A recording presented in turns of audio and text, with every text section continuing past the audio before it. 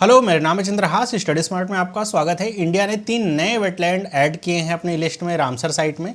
आज की इस वीडियो में हम इसी के बारे में चर्चा करेंगे। आखिर ये रामसर साइट है क्या, क्यों इतनी इंपॉर्टेंस दी जाती है इसे, और जो 3 नई साइट्स हैं ये कौन से प्रदेश से हैं, क्या इनके नाम हैं, वो सारी चीज़ें।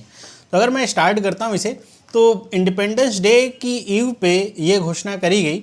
भारत के जो इन्वायरमेंट मिनिस्टर हैं भूपेंद्र यादव, इन्होंने बताया कि भारत से 3 नए वेटलैंड्स जो हैं उनको ऐड किया गया है prestigious Ramsar list of wetlands of international importance में। और इसके साथ भारत में जो टोटल इस तरह के वेटलैंड्स का नंबर है वो बढ़ करके 85 हो चुका है इन 3 के एडिशन के बाद। और अगर इनको टोटल एरिया के तौर पे देखा जाए तो 13,58,068 हेक्टेयर एरिया में ये टोटल वेटलैंड्स फैले हुए हैं। तो समझ सकते हैं कि वेटलैंड्स की जो संख्या इंडिया में बढ़ रही है और इसको एक प्रॉपर रिकॉग्निशन भी प्राप्त हो रहा है। और भारत का जो प्रयास है वेटलैंड्स को कंजर्व करने का और प्रोसेस जो है उसको रिवर्स करने का, यह सफल हो रहा है। तो पहला है नंजारियन बर्ड सेंचुरी, जो कि तमिलनाडु में है। ये एक लार्ज शैलो वेटलैंड है तिरुपुर डिस्ट्रिक्ट में। और इसकी अगर बात करें तो 191 species of bird, 87 species of butterflies और इस तरह के बहुत सारे फ्लोरा और फोना का घर ये वेटलैंड है। यहाँ की एक फ़ोटो भी आप देख सकते हैं, बार हेडेड गूस की फ़ोटो लगाई हुई है। इसी तरह काजू वैली बर्ड सेंचुरी, ये भी तमिलनाडु में है, जिसको इस लिस्ट में शामिल किया गया। ये एक ब्रैकेट शॉलो लेक है, मतलब खारी और उथली जो लेक है, जो कि कोरोमंडल कोस्ट पे स्थित है। और ये जो लेक है ये क्रूशियल स्टॉपओवर है माइग्रेटरी बर्ड्स का, ब्रीडिंग ग्राउंड है इस तरह की रेजिडेंस स्पीशीज़ का। मतलब ये जो लेक है माइग्रेटरी बर्ड्स जो होती हैं, मतलब जो किसी दूसरे देश से आ रही हैं, दूसरी जगह से आती बर्ड हैं, उनका एक स्टॉपओवर होता है। साथ ही साथ ये ब्रीडिंग ग्राउंड भी होता है इस तरह की बर्ड्स का, और जो रेजिडेंस स्पीशीज़ हैं उनके लिए तो काफ़ी अच्छा सुटेबल इन्वायरमेंट ये प्रोवाइड करती है। और जो तीसरी साइट है वो है तवा रिजर्वायर इन मध्य प्रदेश। तो तीसरा मध्य प्रदेश से है, जो कि बना हुआ है तवा और डेनवा रिवर्स के किनारे पे। और कह सकते हैं कि ये जो रिजर्वायर है ये सतपुड़ा टाइगर रिजर्व का नाम आपने सुन रखा होगा, तो उसके बीच में या उसके अंदर ये स्थित है and forms the western boundary of the Satpura national park and बोरी वाइल्ड लाइफ सेंचुरी। तो इनकी वेस्टर्न बाउंड्री को ये जो है फॉर्म करता है सतपुड़ा नेशनल पार्क और बोरी वाइल्ड लाइफ सेंचुरी का। कौन सा? तवा रिजर्वायर। तो इस रिजर्वायर की अगर बात करें तो ये बहुत इंपॉर्टेंट है एक्वेटिक फ्लोरा और फोना, specially birds and wild animals के लिए, जिसकी यहाँ पे आप कुछ फोटोज़ देख सकते हैं। ये back water of Tawa reservoir है, यहाँ पे स्पॉटेड डियर्स आपको दिख रहे हैं। इस तरह के और भी बहुत सारे फ्लोरा और फोना यहाँ पे पाए जाते हैं। तो ये 3 नई साइट हैं जिनको ऐड किया गया है इंडिया से। और अगर मैं बात करूं कि भाई ये रामसर साइट क्या है, क्यों इतनी इंपॉर्टेंस है इसकी, तो रामसर का मतलब यह है कि रामसर कन्वेंशन के नाम से इसको जनरली जाना जाता है। इसका वैसे नाम है द कन्वेंशन ऑन वेटलैंड्स। ये एक इंटरनेशनल ट्रीटी है जो कि अडॉप्ट हुई थी ईरान की सिटी रामसर में 1971 में। तो रामसर किसी व्यक्ति का नाम नहीं है, ईरान की एक सिटी है जहाँ पे ये इंटरनेशनल ट्रीटी को अडॉप्ट किया गया था 1971 में। तो उसी के नाम पे ये चल रहा है रामसर कन्वेंशन। और ये फोर्स में आया था 1975 से।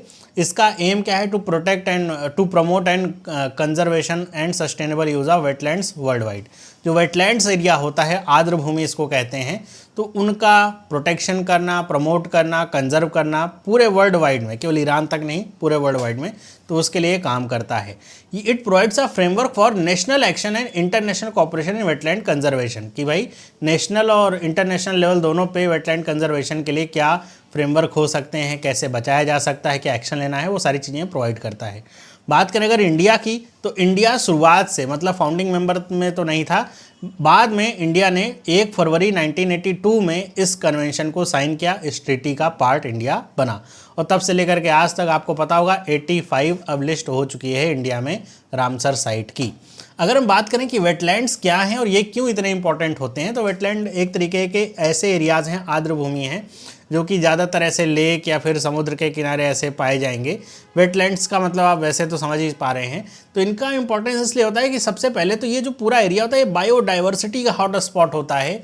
मतलब यहाँ पे बहुत सारे तरह के, चाहे वो जलीय जीव जंतु हों, चाहे वो ऐसे आपके फ्लोरा फोना हो जो ज़मीन पे होते हैं, वो सब बहुत ज़्यादा फलते फूलते हैं।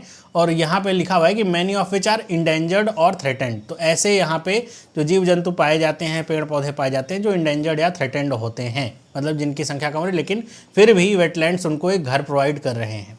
क्लाइमेट रेगुलेशन का काम बहुत करते हैं वेटलैंड्स, कि ये एक तरीके का कार्बन सिंक का काम करते हैं।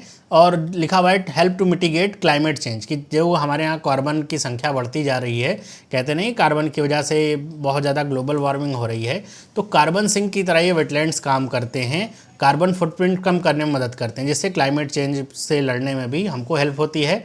ये वाटर प्यूरिफिकेशन की तरह काम करते हैं, मतलब खारा पानी होता है वेटलैंड से आगे आकर के वो पानी जो उसका खारापन है वो लगभग ख़त्म हो जाता है। ये वाटर की क्वालिटी को, उसमें जो हानिकारक पॉल्यूटेंट्स मिले हुए हैं उन सबको फिल्टर कर देता है। तो वेटलैंड्स का होना इसलिए ज़रूरी है क्योंकि बहुत सारे ऐसे जीव जंतु होते हैं जो इस तरह के पोल्यूटेड वाटर में सर्वाइव नहीं कर सकते हैं, लेकिन अगर वेटलैंड्स होंगे तो वो इस एक तरीके का प्यूरिफिकेशन का काम करेंगे, तो पानी साफ़ हो जाएगा, जिससे जो जीव जंतु हैं उनकी संख्या बढ़ेगी, उनकी वृद्धि होती है। फ्लड कंट्रोल का काम करते हैं कि पानी का बहाव बहुत तेज़ हो, लेकिन अगर कोई वेटलैंड है वहाँ से पानी गुजरेगा तो उसके अंदर इतने ज़्यादा पेड़ पौधे जीव जंतु और वो सारी चीज़ें होती हैं कि वो जो पानी का जो बहाव है उसको बहुत रोक देता है। तो जो अचानक से फ्लड आती है या फ्लड होते हैं उनको कंट्रोल कर लेता है। एक तरीके का ये काम करता है नेचुरल स्पॉन्जेस का, absorbing excess water and reducing flood risk, तो बहुत इंपॉर्टेंट रोल है।